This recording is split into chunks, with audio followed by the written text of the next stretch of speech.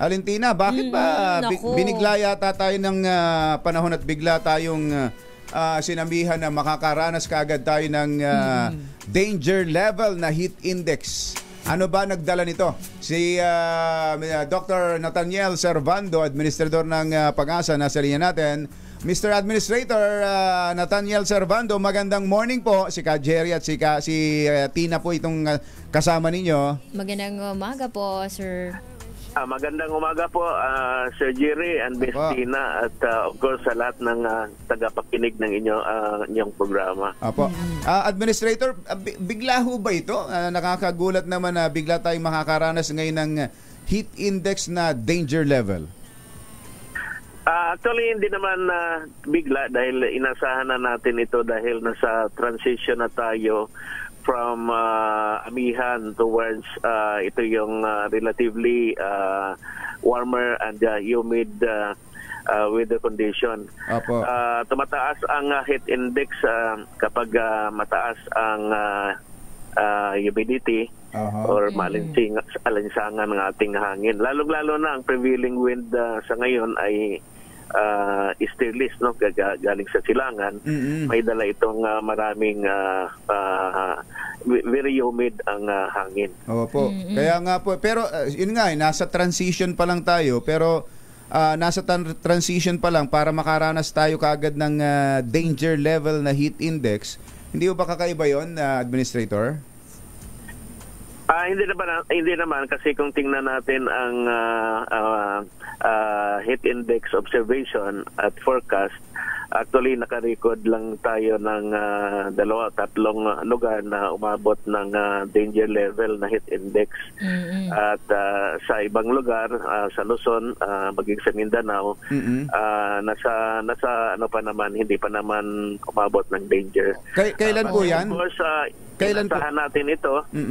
Actually, starting kahapon may isang lugar, but today, tatlo ngayon. Tatlo, yeah. Although kasama ang Science Garden sa Quezon City, isa sa Clark, Pampanga, and then Muñoz, Ecija. Opo.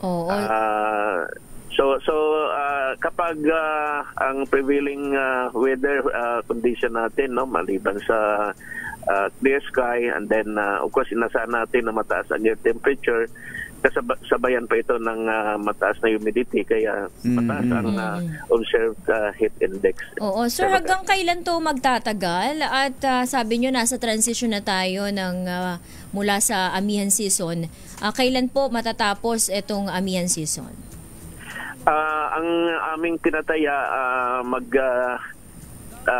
transition tayo or matapos ang amihan, officially mag-declare ng tapos ng amihan by mid of March. Mid-March. Towards the last half of March, inasa natin na talagang sunod-sunod ng tuloy-tuloy ng malinsangang ating panahon. Oo nga, sa bagay, ganitong pag tumungtong nga ang March, talagang ito na yung panahon ng init, kaya nga Fire Prevention Month itong March, Administrator, di ba? Kaya sa sobrang init, kabi-kabila rin ng sunog. So ibig sabihin ba kapag ganitong may mga heat index na pinag-uusapan, mula sa dating malamig na temperatura ang lagi natin topic, ngayon ay heat index na, hindi na tayo makakaranas ng malamig na panahon ngayon, simula ngayon, Administrator? This week? Actually, ang amihan ay dahan-dahan humihina na. Sa tanghali o sa araw ay medyo mataas ang heat index.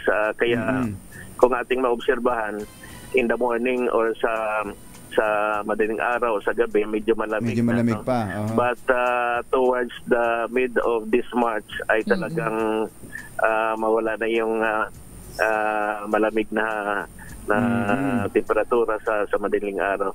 So sa buwan ng March, hindi lamang po ang mag-ingat tayo sa mga sunog, ano? Dahil of course ang Fire Prevention Month ay paalala sa atin na mag-ingat, ano? But dito sa malinsangan at mataas na heat index, ano, may mga dapat tayong gagawin. Of course, nandiyan yung paalala natin lagi, uminom ng tubig palagi, ano? Iwasan ang ma-expose sa labas, no, sa araw lalo ng matagal. And of course, lalong-lalo na yung mga kababayan natin na may mga kapansanan or comorbidities ay lalong mag-iingat, no, at yung nagtitake ng mga maintenance medicines dapat, no, mag-ingat na kailangan